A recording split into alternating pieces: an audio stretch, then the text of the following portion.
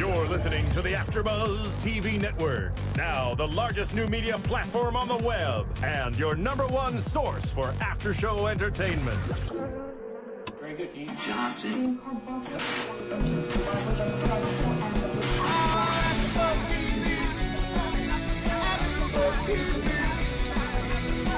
From the AFTERBUZZ Studios in Los Angeles, California, and streaming live on Ustream, this is AFTERBUZZ TV for Project Runway. We'll break down tonight's episode and get you all the latest Project Runway news and gossip. If you'd like to buzz in on tonight's show, you can buzz us at 424-256-1729. That's 424-256-1729. And now, picking up where the show leaves off and the buzz continues, it's AFTERBUZZ TV for Project Runway. Good evening, everybody. Thank you for tuning in to tonight's Project Runway After Show. I am Canden Bliss, and I'm here with... Why, thanks! Very much deserved. And I'm here with Miss Stephanie Wenger tonight. Ooh, I'm glad to be here. She better get the same applause, Ronnie. There we go. Somewhat of a Thank pity. you for that. Yeah, a little bit of a pity applause, but I'll take it. He's running slow tonight. It's okay. Well, welcome, everybody. We are season 10? Oh, no. Episode 10. Are we episode 10 already? I don't. Maybe I'm confused. I think It is, let me break that down. It's season 1 of the All-Stars, as Right. you and I have talked about, because I love the show that much. No, it's titled as season 1 for the All-Stars, Right. and then it's episode number 7. Okay, So well that- then that's the Phil breakdown. screwed it up. Oh, don't blame nobody. yeah, I was like, wait a second, because I did. Maybe it's season 10 of Project Runway. Yeah. Anyway, tonight's episode is Putting on the Glitz, and they went to the lovely Broadway. I was so excited for this. I was episode. super excited too. I didn't get all Broadwayed out. We should have put on like a musical production. I know, really gone big with it in studio. gone but- over the top with it. But anyway, it was cool. They went to I guess a play that I'd really never heard about, Godspell, which is back for its 40th anniversary on Broadway. And it's about Jesus and the apostles, which I thought was pretty interesting. I didn't think that they would kind of give attention to something so specific as far as some kind of beliefs, you know. Absolutely. I also thought it was interesting because it was such a different challenge for Yeah. Project Runway. It's something that we haven't seen them do before. Everybody's seen those street challenges and that type of thing, so to see them hit Broadway was very different and cool. And the winner of this week's challenge gets their design featured in the show, and the bio in the playbill. Yeah, and the Which is playbill, pretty cool. and all the contestants seemed very excited about They that. were super excited. I kind of got confused though at the beginning of the challenge because they were trying to describe the character who was that they were designing for, which was a rich material girl, and they had to design separates because they're gonna put it on her on stage. Yes, exactly. Okay. So she will be on stage, I'm assuming in a different outfit, and then quickly adds. Well, these- it's like they start talking about the Here's what I got confused about. So, because Kenley went all like thrift store, and everybody was like flea market fabulous, and I was like, what? Where did we get from rich material girl, who steals money and is wealthy and flaunts her wealthiness, to thrift store fabulous? Yeah, because when I think thrift store, I think like finding the steals, not Right, and like vintagey kind of like right. not necessarily the luxurious items, but more of the hippie thrift store garb. Exactly. So, I mean, I did hear them saying that the people on the street in the play were going to be putting the clothes on her, and I don't know if they were supposed to be getting the clothes from a thrift store. I don't know. Yeah, that was. I didn't all- understand where that came from at all. No, I was a little confused myself, but I did understand that the basic challenge was to make this girl look wealthy, fabulous. Fifth Avenue ready. Right, not necessarily East Village, Not East Village, which is what Kenley got all into. Which I Exactly. didn't understand at all. And so they had $200 just to complete the challenge Yeah. in one day. So I thought it was neat that they got to sketch, like Austin said, in the theater, kind of absorb. It wasn't a very big theater, kind of more of an intimate setting, it seems like, but they did get to really absorb what it would be like to be watching the play and kind of, or the musical, and just kind of visualize what their design would look like on that stage, right? Yeah, exactly. And they seemed really inspired by it and then took it back to the workroom. I think it was different. I think a lot of the designers seemed really excited about this challenge, and a few designers like Cara were struggling with it a little bit, and Mondo actually seemed to be struggling with it a little bit, and that's where we kind of get into the workroom stress this week. It's been building up every week, I think, and now it's getting kind of crunch time. I think they're down to 7, now 6 after tonight. And I think the stress is really starting to get to some of them, being away from home, being sequestered away from everything, and only getting to see those people. I mean, they're probably sick of each other by now, right? Absolutely. And that seemed like there's cliques within the workroom for sure. We saw that especially with Kinley and Cara again. That's been happening for quite a few weeks now, but it seemed like tonight it was over the top camaraderie, and Mila was not happy about it. They were dancing with the fabric and overly complimenting each other's designs, and exactly. They seem to have kind of a middle schoolish friendship. I don't know. It's like playing around in the workroom when everyone else is super stressed about their designs. I don't feel like that helped them very much, either one of them tonight, because they were giving each other very high compliments, and I don't think that either of them were quite deserving of those compliments. So I don't think that it helped them to be, not that they were lying to each other, but when you get caught up, whatever your best friend does, you think is fabulous. Exactly. It's like it's also just being a good friend. You're like, oh, it's, trying to encourage and things like that. Exactly. Which led to someone's demise tonight. So then Austin was having a little good inspiration, I thought, with the whole Marie Antoinette thing. I loved that. I did think it was interesting when Joanna came in. She said, based on his materials that he had, she's like, so right now it looks hideous, but you're going to make it fabulous, right? And he's like, of course. Sure. Yes, of course. I was like, right now it's hideous. Okay, well. Yeah. And I was hoping that Austin would come out with something fabulous because, like I said, every week I've been disappointed with him. And I'm glad that he went with this Marie Antoinette inspired theme, because that's something that I really love and I think is very rich and the epitome of richness, really. I also thought he was one of the few to truly embrace the challenge. Absolutely. He got that Broadway's all about the sparkle and having a big statement, and that's exactly what his look was. Right. And he really embodies the character. I think some of them really didn't understand the woman that they were designing for, and the judges ended up in the end saying that a few of the designers, they really said, I think it was Mondo, is like he knows his woman, and that was really cool to see. Like I said, Cara didn't get very good feedback from Joanna. Mondo was really stressed out again this week. Is that like a recurring theme? He always seems to be, he'll get like this idea in his head and he's so excited about it. Then he goes to mood and then he comes back and then he's really devastated for a couple hours and he just doesn't think it's going to work. And he's, he just doesn't understand what he's doing. He's like, I'm not feeling it. I'm over it. He also seemed deeply affected by last week's challenge. Most the contestants you see on this show, or the successful ones at least, move on from challenge to challenge. Whether they were good or bad in the last challenge, they've moved on. It's a new week, and they understand that. Clean slate. Exactly. And he doesn't seem to understand that. He was still like, oh, the judges last week, they said this about me. And he kind of lost his vision there for a second. And it was great to see that he was able to pull something off. Well, I think he was deeply affected more so just because, like, if it had just been another challenge, I think he might have taken it differently. But because it was his mom's birthday and it was supposed to be this reincarnation of her and him going to her party, it was just a very personal design for him. And for them to tear it down last week must have hit him pretty hard. Of course, and I think I would definitely be affected by it too. And I mean, those kinds of things do hurt. I completely But he came back with a vengeance. Maybe not in his attitude, but with his design, he came back with a vengeance. That's took the cake. So yeah, exactly. And what was going on with the sewing machines, please? I don't know. You would think that there would be an ability to keep those working and functioning. Like everybody needs them, obviously. They were playing like musical sewing machines, and Austin was so not happy about it. Oh yeah, Austin was the one who was freaking out.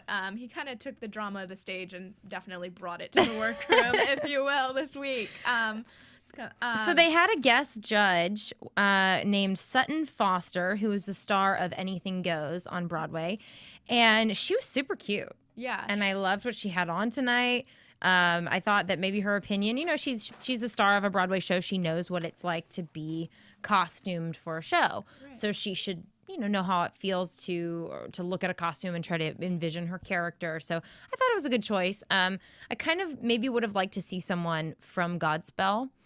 Whether it's the costume designer now or someone who's worked in costuming for the show, or even if it's like a stage manager or somebody that works on the show and knows the vision of the musical and could have kind of brought that. I was surprised that actually didn't happen. Yeah, because we were introduced to the composer, Schwartz. What was his name? Stephen Schwartz. Stephen Schwartz, the composer for Godspell. Yeah, I was surprised that we didn't have someone from the musical judging. Especially maybe the director would have been a great choice. Right. Like that. Someone who really knows the vision. Because that's the one thing that I couldn't really understand this whole episode really was, okay, maybe I just need to research the musical more, but when you say it's a rock musical about Jesus and his apostles, so it's a kind of a historical story with a modern twist. But I didn't understand, okay, what kind of character, we know it's a rich woman, she's a material girl, but is she a modern material girl? Is she an antique material girl or something? Right. I didn't know what the style really was about, and I don't think any of the designers really knew either. Like, what does the rest of the costumes look like? What is the, how's it going to mesh with everybody else, right? Right, exactly. I felt like I, as a designer, would want to go see the show even to like get that sense. I mean, sitting in the theater is great, but once the lights go up, I imagine it would be a completely different. Well, because based on everybody's designs as they came down the runway, and we're about to get into the runway show, but as each one was coming down, I was like, okay, I could see that being a rich woman, but in certain contexts. Like Kara's outfit was very more matronly chic. And it looked like more of a highfalutin, society woman, blah, blah, blah. And then, you had Mondo, kind of the tribal look. I just felt like they could all have worked, but there wasn't really a set vision for what direction they should be going in. Exactly. It was their own kind of what wealth was or is to them, essentially. So they all had their own take on it, which made it more interesting in some senses, right. But it also was confusing because you want something that fits the show and fits that specific character. Right. Now, that's something that I battled the whole episode. I'm like, I just don't get it. Yeah. Okay, so we can go right into the runway. It's funny, the shows have gone by quick. I think they cut it from an hour and a half to an hour in the last 2 weeks. So I feel like everything's shorter. We're shorter, they're shorter, but I mean, it's good. It's keeping the pace better, I think. Exactly. Do you agree? Yeah, and we talked about earlier on in the season that the shows were dragging a little bit. They were. And I feel like now I want my Yeah. And maybe that's a better way to leave it than being like, oh, I'm so glad that this show has. I think that was a super smart move on Lifetime's part, because it definitely keeps you on your toes. Like we were saying, oh my gosh, we're already at the runway. Like we wanted more, like you said, and that's what we should as an audience want. We should want more. So I think as a trial run, this Project Runway All-Stars, it started off rocky, at least for me. Now I think it's getting into a groove. I'm starting to see a little bit more from the designers, at least a little bit more of a complete vision. Like they're finishing their designs at least. Exactly, and I'm seeing some of them actually start to have a specific look and feel, and you get a sense of what their line could be, and that's pretty exciting. Right. I think, I guess I feel you on that one. I'm still kind of all over the place with figuring out, okay, if you were to have a line in Neiman Marcus, what would it be? Yeah, and I mean, there are certain designers that you just wonder, like, what would it be? It feels like it could go a million different directions, and then... well, the challenges are so all over the place, too. Yeah. They're kind of...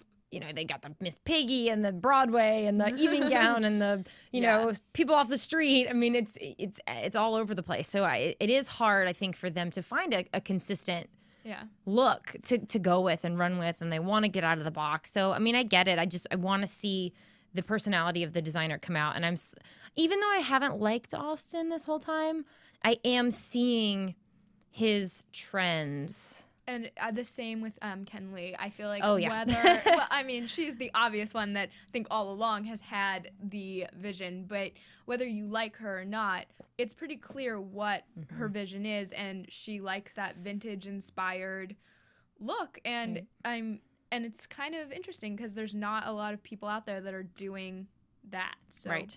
I agree. It'll be interesting to see how she does in the end, for sure. So let's get into the runway show. I know we paused it again. We tried to pause when they got on the runway so we could analyze the look. Right. Exactly. They go too fast sometimes. Oh yeah, exactly. And we were trying to be like, all the details. Yeah, we want to write down all the details. So Michael was first, and I wrote green Chiquita Banana Woman. And it's one of the judges did mention that it looked like a Chiquita Banana Woman, but it wasn't a bad Chiquita Banana Woman. No, it wasn't like Rami's Chiquita Banana polka dot. I wasn't sure it fit the challenge necessarily, right? But I really did like his look, and I felt like it was a classy look, and just wasn't sure that it was exactly that showed her wealth. Right.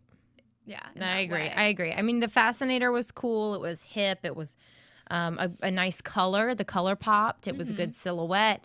Like you said, though, I don't know if it fit the challenge. I can't really see it in a modern rock show or a historic musical. Yeah, and I love the color. The lime was great. It worked really well. So yeah, I liked it. It was good.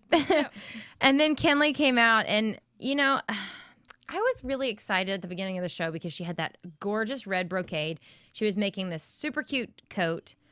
And then she pulls out these gross white feathers. I'm like, what are you doing? It definitely was not my favorite look of hers. No. And I liked the two patterns separately, and I think even one of the judges talked about this.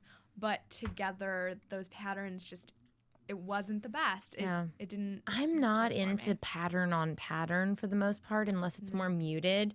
And I think that, it was like this turquoise. The turquoise and the red would have been nice. Like if she'd done a solid turquoise color on the bottom, that would have been interesting. But the red brocade was so rich looking, and the cut of the coat was beautiful. But to add the feathers and then that different multicolored, youthful looking pattern, it just was confusing, and it made it look gaudy. I think for this challenge, I would have preferred to see maybe a slim pants or something like that with that gorgeous and well-cut jacket. Yeah, they all commented on how well the jacket was cut, but she kept talking about the thrift stuff, and it was all about I mean, we know she's a vintage girl, but she's like, oh, it's from the East Village, and then she had these black shoes with it, and it did look very thrift store put together, and it wasn't the challenge at all. Exactly. And I wanted to like it exactly same as you. When I saw her vision sounded great, and it just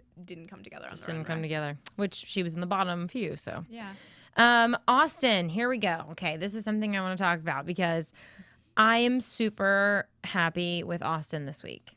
Yeah. I was thrilled to hear his idea, and I was like, if you screw this Marie Antoinette thing up, I'm gonna just kill you. Like, come on? Like, I've been trying to like him this whole time, and I finally did. I'm not so keen on the leggings that he paired with his outfit because I think it cheapened it, but the hat thing off to the side and the kind of it was almost like speakeasy. It was like a cross between Marie Antoinette and 1920s speakeasy with the kind of loose fur, almost like a loose woman, and she is kind of a loose woman. She steals from people, and she's kind of evil, but she thinks she's cool, and it kind of brought to life this bitchy character. Yeah, I liked it too, and I liked his color selection as well. I thought that he sometimes goes a little odd, and you're like, oh, that could have been good, but something's a little off in the look, and he really did pull off a really nice looking thing, and something that very wearable, and I feel like very New York fashion, and it fit with what was going on in Right. the challenge. Do you think it fit the musical? You know, it's hard for me to know because I haven't seen Godspell. Right, that's what we keep saying. But from the description at the beginning of the show, I felt like he was one of the contestants that got it closest. Yeah, I agree. Because it was a very versatile, rich look. Could be modern, could be historical. He kind of tied it all together. And I felt with like a few alterations, you could go a lot of all those directions with it for sure. Jarrell came out, and you know what? All I put was gorge, and we didn't really even get to see his design because they let him leave the runway first. His was, I think, the most solid outfit. It was kind of this more matronly looking jacket with a lot of design on the chest area, and then kind of a pleated skirt, very mature looking. There was like this interesting hair. It wasn't flashy, and it didn't say Broadway to me, but it did say wealthy and classy. Yeah, and he was actually the person that I starred as my Favorite winner for the week. I just felt like when I looked at his look, the description at the beginning of the show really matched perfectly for me. Because he chose like darker colors, and it could have been. I don't know that it really said bitchy material woman, but it could, you know. It could, and it also I think it was like a silvery jacket, Uh-huh. and I felt like you don't see everyone walking down the street in that. Right. That's a definitely be noticed. Yeah, kind like of you said, the item. jacket was a piece of jewelry, and I think he did good. I liked it. No complaints. Yeah. Cara. Oh. I wanted to like this look. This was one that I thought, oh, the red skirt, it's something different. It's cool, and it just another one that it just didn't work. But I don't know what was to it say out of the about box? it. Like everybody said, oh, you've really pushed yourself. I don't see that. I don't see her pushing herself on this one. It was a red skirt and a navy patterned shirt that you can buy anywhere today. Yeah, she threw on a mink or whatever stole thing and put a big silver bow on it, but I didn't feel pushing the boundaries, pushing the limits. I felt like for her maybe it was, but as Isaac was saying, it still was one of his least favorite. Yeah, looks. what did he told her on the runway that it was her best Yeah. challenge to date, and I was like, ooh. Yeah, exactly. Really? So he Yikes. That was kind of not a good compliment. no, exactly. He was like, I don't really like it, but it's your best one ever. And you're like, oh, okay. Yeah. no. Yeah. I mean, like you said, it's a wearable look. At least the under part, the red and the navy, looks like something I would see you'd see in the Hamptons or in New York, whatever. Right. But not Broadway. Yeah. And then it was navy and black. It just didn't work for me.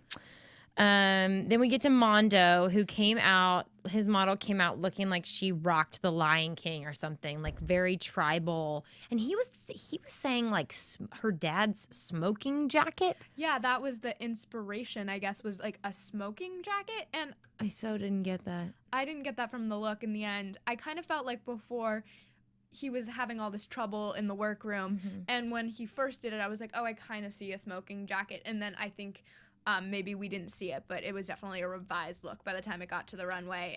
And it looked really cool on the runway. Well, he had like the printed fringe on the sleeves and kind of this interesting trimming on the jacket. It was a lot of patterns, but they all worked. And that's where, Kenley's patterns together didn't work, but Mondo's totally did. Absolutely. And I also felt like he really wanted to show this different thing, that he could do something that maybe wasn't expected from him, and that wasn't so covered by the judges, but I felt like he really did come out and come back from last week in a big way. Well, and I was scared when the judge asked to see the dress because every time that they've made the designer open the jacket, or like last week with Rami, it's almost like they're not expecting you to ask them to take the jacket off, so they kind of skimp on the dress or the shirt or something. Yeah. And thankfully, Mondo's dress was flawless. I mean, they did say it was a little short or something. The length was off. I think that's hard given the time constraints, though, to get it perfectly fit to your model and things like that. So I really like the dress. But she had on flat shoes, so the length didn't bother me too much because I'm tall and everything is always too short for me. But if I was wearing flats, I feel like it wouldn't matter as much. I mean, if she'd been in heels, it'd be like, whoa. Yeah. You know, she's like at her mid-calf or whatever. But so interesting, the patterns at the bottom of the dress. Like, I didn't notice it when she's walking down the runway. I didn't notice what the patterns actually were, but underneath that orangey fabric, there was like this silvery gray and like pink, and it almost had like hearts on it, but it so didn't come across that way, you know? Yeah, he did a great job selecting fabric, because sometimes you see at the beginning of a challenge from the fabric selection, you know that the person's going in a weird or not so great direction, and he really, you could tell from the beginning that it was going to be something cool, even if he was having trouble. Yeah, which is so funny. I mean, you know, I'll spoil it now, but most everybody's watched, but Mondo won the challenge. So he was the most stressed out, other than Cara, who consequently went home. They were the most stressed of the entire week. And I knew that because it always happens. Mondo's always stressed out, and then he comes up with something that's pretty good, you know? Yeah. And of course, this week he comes out with something. I mean, when it walked down the runway, I was like, oh, that's what you were doing. Okay. Yeah, exactly. He so didn't lead you to believe that he was going to come up with something fabulous, but I'm glad that he did. He always has a little magic up his sleeve, for sure. So then Mila came out afterwards, and I just said, gross, druggy. Yeah, it was my absolute least favorite look of the night. Me too. She wanted a sense of humor in the look, is what she talked about, and I'm not sure that this was the appropriate challenge to do that with, nor did I feel like the look was funny. I'm not sure what that means in terms of... If Pretty Woman is funny, which it is, which that's what it looked like. I mean, it looked like Pretty Woman, you know, Julia Roberts before she... Became pretty. It became not a prostitute. I mean, it did look... I mean... The judge did say that it kind of looked like a street girl, woman of the streets. And once he said that, I was like, you know what? It does. It does, absolutely. The skirt was the tackiest print I've ever seen in my life. Like, the top I could deal with.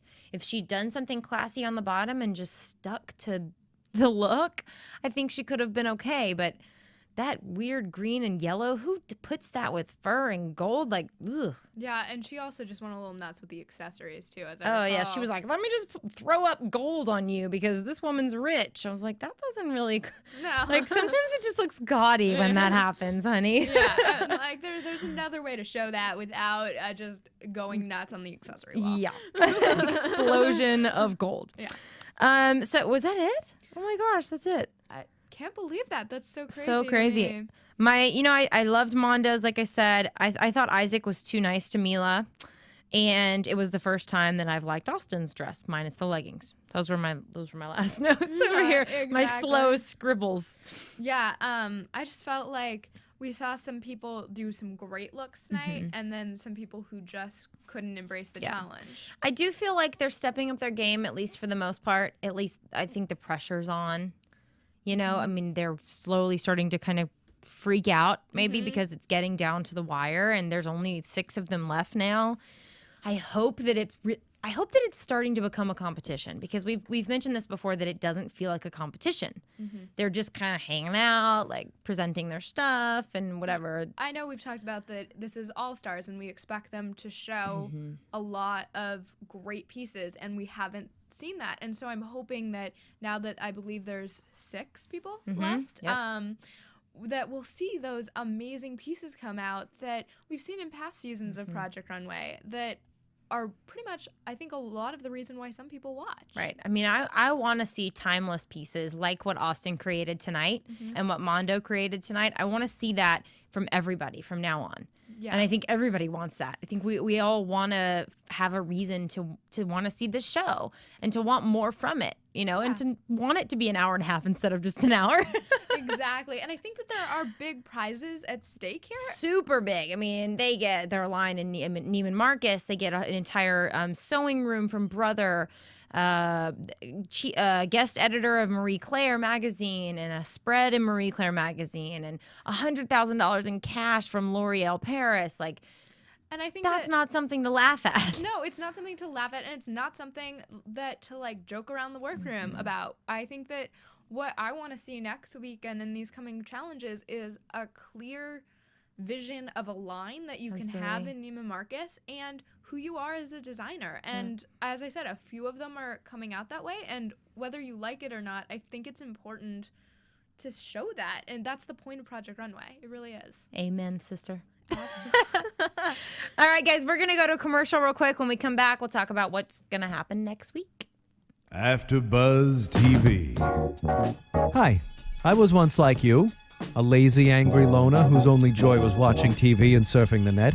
And like you, after I'd see one of my favorite TV shows, I'd be so excited and have so many questions that I'd actually have to talk to my douchebag coworkers about it at the water cooler. Then I discovered AfterBuzzTV.com. AfterBuzz TV produces after-show webcasts and podcasts for TV series of all kinds, like post-game wrap-up shows for all your favorite TV shows. AfterBuzz TV hosts are industry insiders who break down episodes of shows, take calls from fans, and interview cast and crew from each series, with over 60 different after-shows, from Boardwalk Empire to American Idol to Vampire Diaries to Real Housewives, and more. Now, after a night of TV, I can ignore my stupid coworkers, who I hate, and go straight to my desk and watch or listen to all my favorite AfterBuzz TV after shows, and have all the TV fan interaction I need. Thank you, AfterBuzz TV.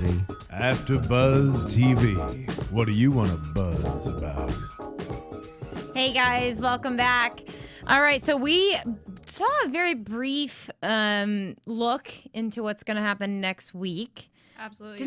We didn't really get a good sense of what's going to happen. We do know that they're going to go to the United Nations. Yeah, and it looks like the judges are getting a little upset with some of the looks. There were definitely some... Which is disturbing. Yeah, because we were just talking about we really do want to see them come out with these strong looks, and they were getting some rather harsh comments from the judges. Yeah. So at the UN, I'm thinking they're going to kind of go global, go international, do something with culture... Yeah, I'm excited to see that challenge too. I think it's going to be really different than the Broadway challenge. I hope so.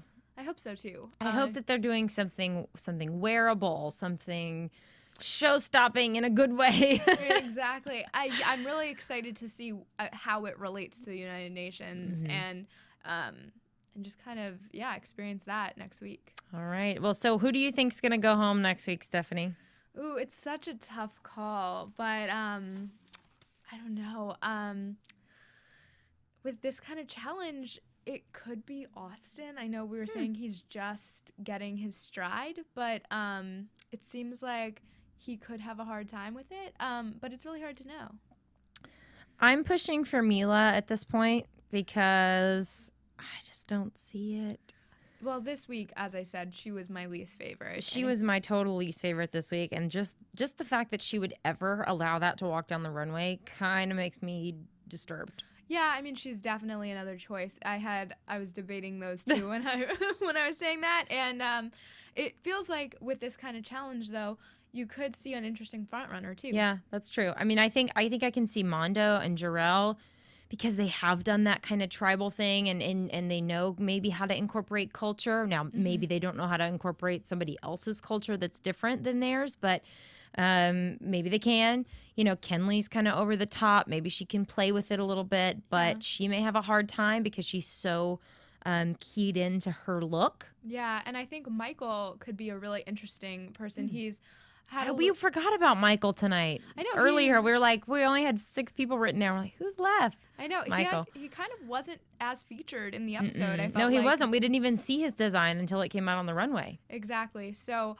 I'm excited to see him come back strong and see if he can pull off another great look, because I felt like earlier in the season he was definitely a person I was choosing as a front runner. So it'll be exciting to see in the next couple weeks. Yeah, he needs to step it up. They all do. Exactly. Keep it interesting. Keep it interesting.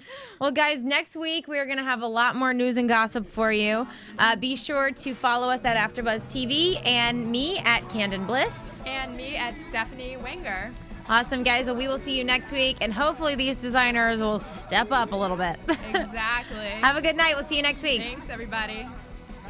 From producers Kevin Undergaro and Phil Svitek, engineer DJ Jesse Janity, and the entire AfterBuzz TV staff, we would like to thank you for listening to the AfterBuzz TV network. If you have questions or comments, be sure to buzz us at info@AfterBuzzTV.com. And you can find us on Facebook or follow us on Twitter by searching for AfterBuzz TV. Buzz you later. The views expressed herein are those of the hosts only and do not necessarily reflect the views of AfterBuzz TV or its owners or principals.